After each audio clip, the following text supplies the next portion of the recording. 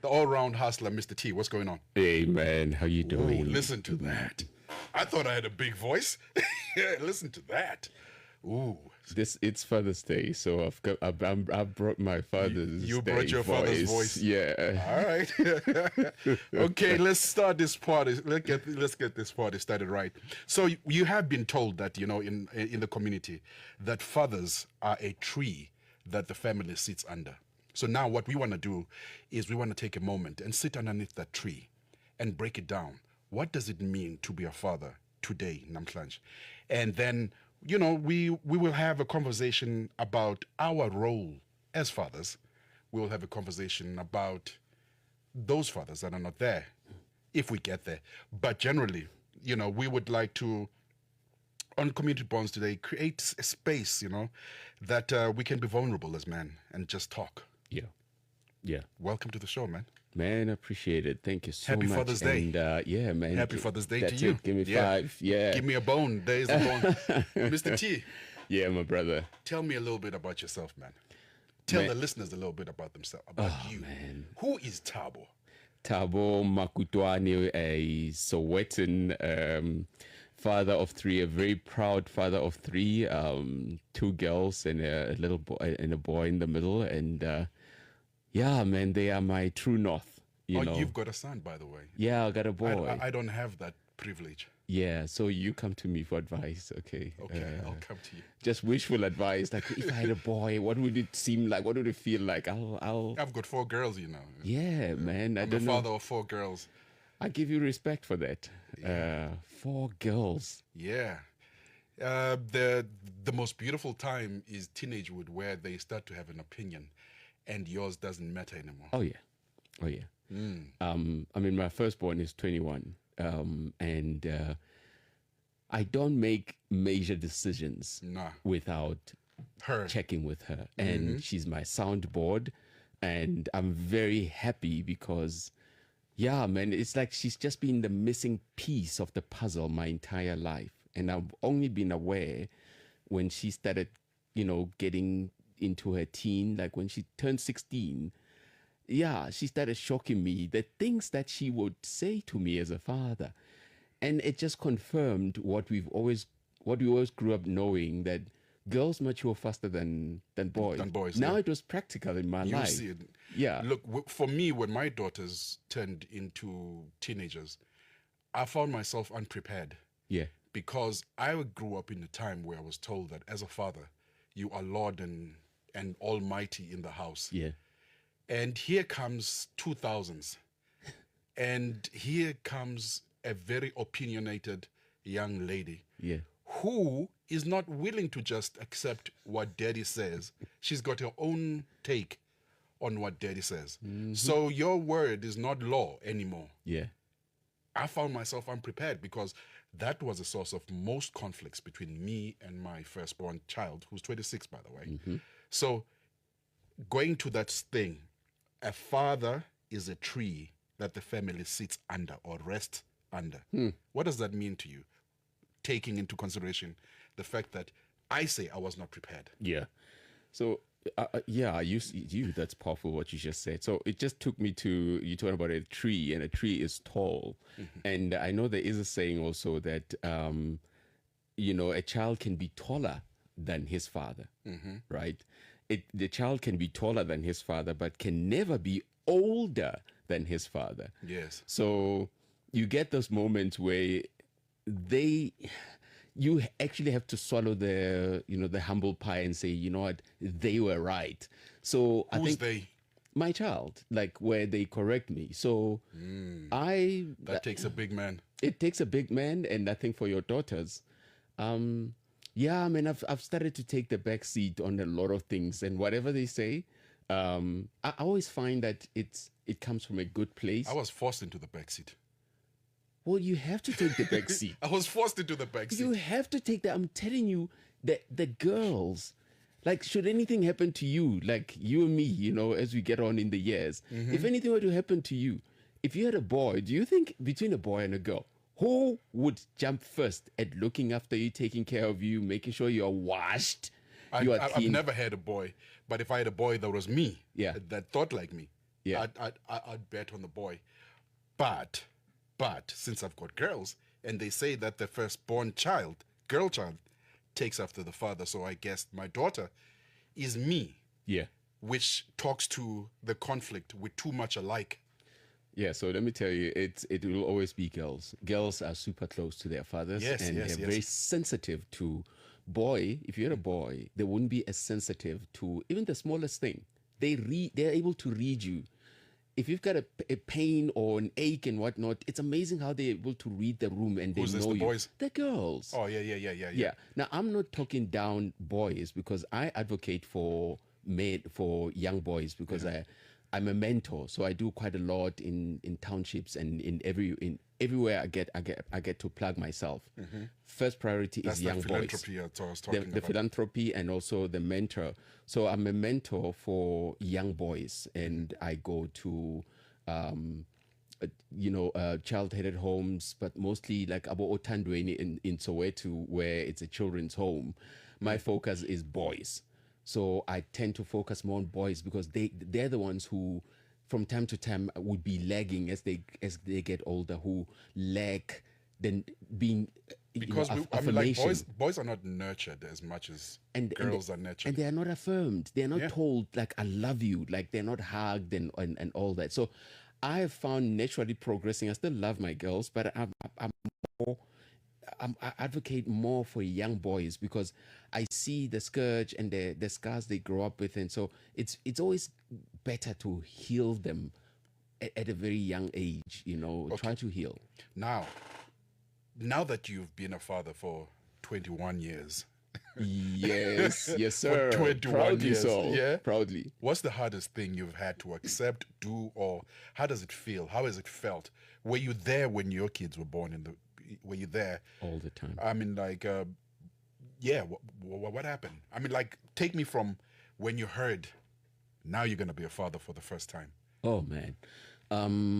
So I was always careful in how I came up in life, but I wasn't as careful as the first day when my daughter was rushed to the hospital, and it is true. The nurses will tell you if you fall, it's like a disclaimer. If anything happens to you right now at this moment, you are not important. What's important is the mother and the daughter, and yeah. So I think the first thing, just being there, seeing the entire thing, the process unfold, that thing is not normal. There's a lot of spirituality that happens, and there's just a lot that happens, and you start I didn't cry, but I don't know why I was chopping onions. Like tears were just falling down, but I was not crying. But it's just the But experience. the tears, it's the joy. It's the joy. Stop the tears, and then when they handed her over to me, oh my goodness, yeah, I was like a little boy now. I was just sobbing, and I'm saying this, and that is my experience as a father who is present. But I also know that I deal with so many other men who have missed that opportunity. Who would have loved to be there, and I also deal with a lot of men who tell me that I wish I could have heard that from my father. Many men that I deal with who yeah, okay. So many men who who aren't present, and Okay, let's call them out. Anyhow, going back, you were still telling us the feelings, the emotions that you had when you first found out. Oh yeah, man! Look, it changed my entire life. I'm a daddy now. Yeah, to this You're day. holding it in your hands. Yeah. To this day, it changed everything. Like it was like, honestly, it felt like I was. That's the day I was born. The day you were born. Or reborn, maybe, for lack of a better word. I felt reborn. Because now I'm born with this individual, and now they're now part of my life. So something new happened. Lifelong, what's the word? Lifelong responsibility. How was it for you? Whew, let's see. The first time I heard it, when I heard the words, I am late, my first initial thing was, run. It's not I'm late. We are late, actually. She was just being polite. My first thing was, run. Yeah. I was scared. I'm not going to lie to you. Yeah. I was 25. Sure. unemployed, Yeah. and I'm thinking, what the hell have you done? Yeah. And then I took some time after I was told, I took some time to take it in. And she's from a traditional home. The father hated me in just seeing me in the street. Of course, I would too. This guy, no. He just seeing me in the street. This guy did not like me. Maybe he could sense you were going to do something like that. Maybe, maybe. Okay. There's a saying in Xhosa. It says, "Hey, it's like, yo, Yeah. Yeah. this is serious." Yeah. So eventually, I'm like, okay, let me see how my life has gone by. Yeah. My father was not there. Was raised by a stepfather. And the relationship with the stepfather was not a nice one. It was, challenging. So I was like, do you want your daughter to go through the same thing or your child to go through the same thing? And then the realization, then that like when they tell you about the need, what do they call it? The hierarchy of Maslow's hierarchy of oh, needs. Yeah. yeah. So I'm like, no, it's not the needs one. This is the one where you come to realization and acceptance. Oh, and okay. I'll come so back to I that. went through those Yes, stages. yes, And yes. then I was like, okay, no, I need to do the right thing. Acceptance and Yes, I need to do the right thing. yeah. I looked for her because now that I had no access to her. So I had to find a way to contact her. And that's how my journey started as a father. Kudos, man. So you literally went after your child and the mom. You were like, I want to take accountability. They took her to the rural areas to hide her away from me. And you went searching. No, I didn't go to the rural areas. I found her, I found people in her family. I did some investigation. Yeah. I got numbers, and then I sent her money to come back to Joburg. Wow. And then I had to tell my parents that I'd done that. Now I have to explain who is this person that's coming. Yeah. Yeah. But isn't it interesting that the moment you do that, everything falls away. Like they forget about you and the mom, especially the grandparents. It's also life changing when they start seeing that they're holding the baby. And no, my mother is not one of those. My mother still, I think even still today is like, yeah, you are full of nonsense. You just brought people in my house. So no, my mother is not the granny. I love your mom. Even now, like when I have to take my kids to go visit their granny, I need to bribe her first. I love your mom, man. No, my mother doesn't Different play perspective. that. Yeah. No, my mother doesn't play that. No, wow, man. But the fatherhood thing, obviously, you've come, 4 girls to bring them up. It obviously wasn't smooth sailing. The motivating factor for me, though, was I am never going to let a child in the cold. Yeah. So because I was in the cold, Yeah. I didn't want my kids to go through the same thing I went through. Yeah.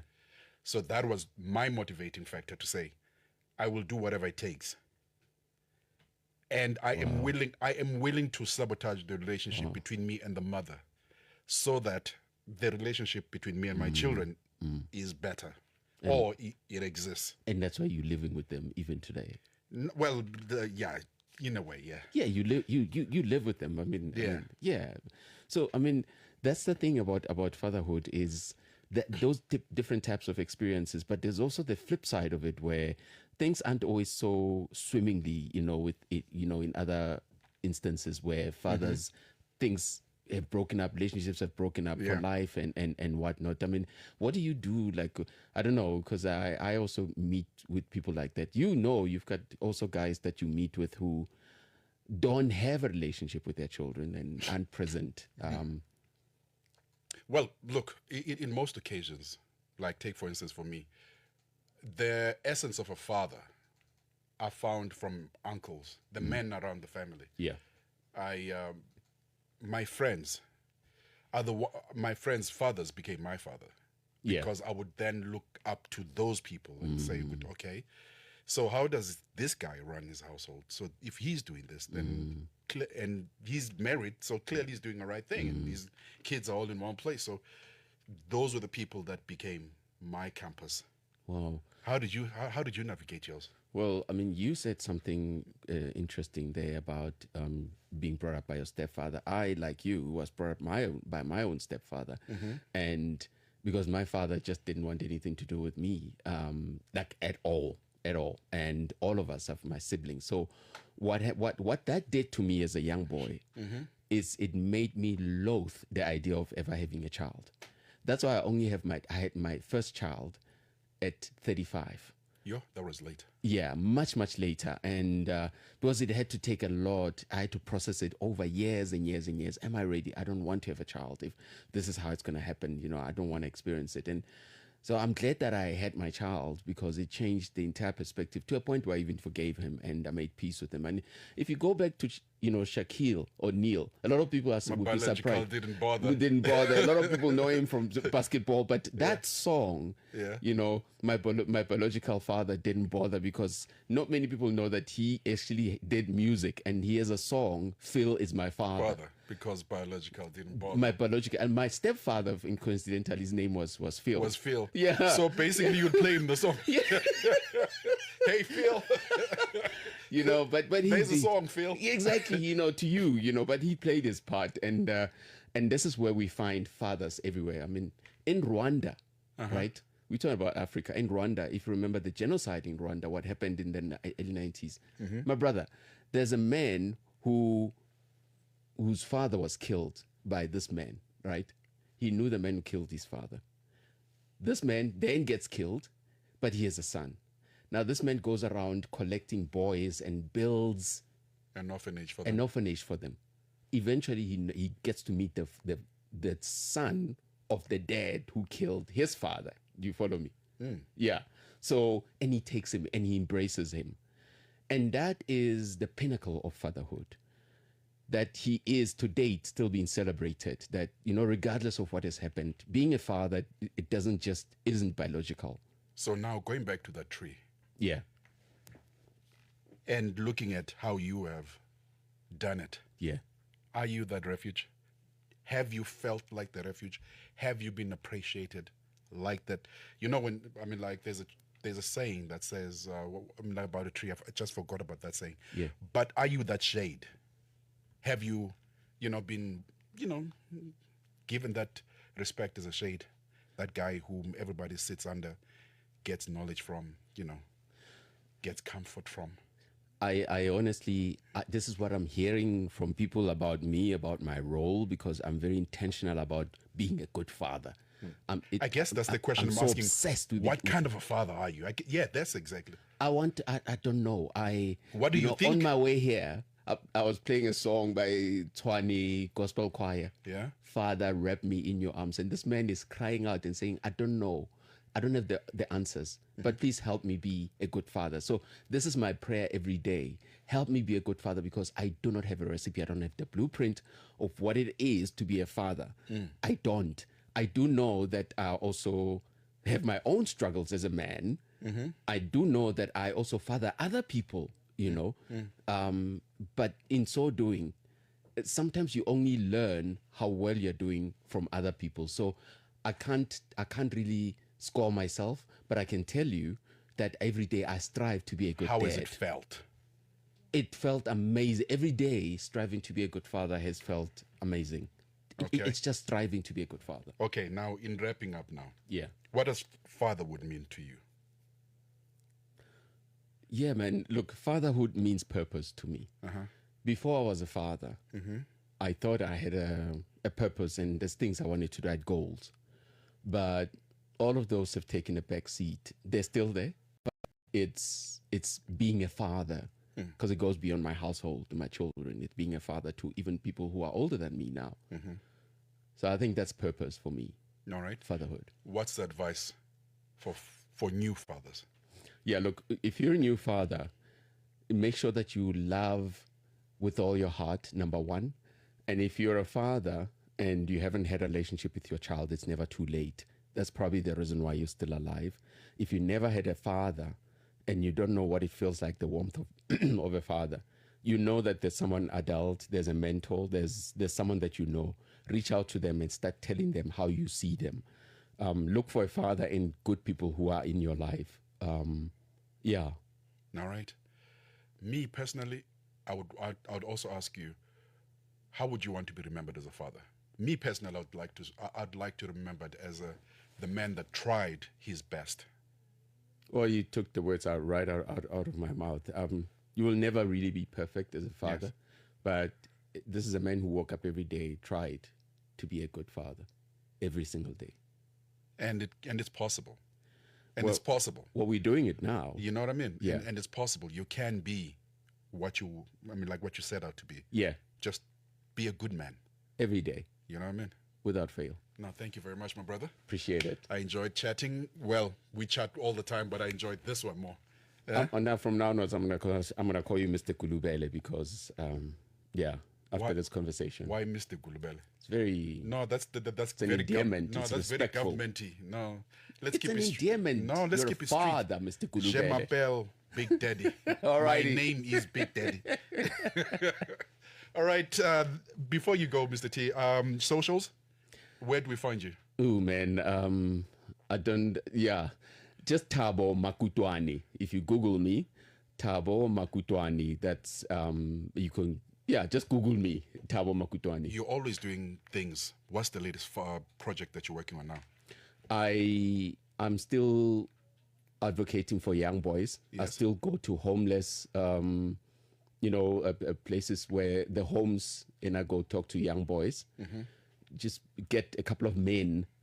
So I bring them up, a lot of men, and we buy at the end of the month. We buy roll on and just the basics for young boys. Okay. And go just to validate them, to tell them that you matter, and just keep going. So it never stops. All right. It just never stops. Now give me your name again, Thabo, and then spell your surname, so that those in the north who do not know can. Yeah. Look, I am on Twitter. I'm on mostly. I'm on LinkedIn. But it's the corporate side. But it's Thabo, Thabo. My surname is M for mother, AKU, TOA, N for Nelly, and E. There you go. See you there. All right. That's how the cookie crumbles.